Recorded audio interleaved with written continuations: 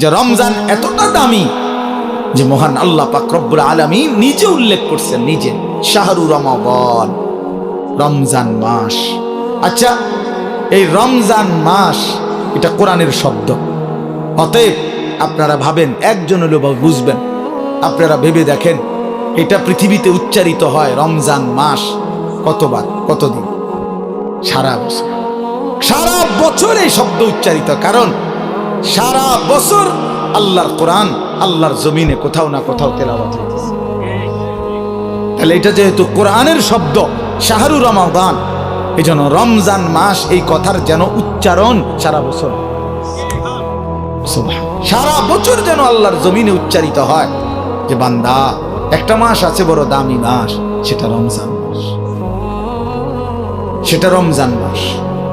আল্লাহ বলেন, এবার নিজে আল্লাহ বলতেছেন, শোনো বান্দা, আমি নিজেই এই মাসের পরিচয় দেই।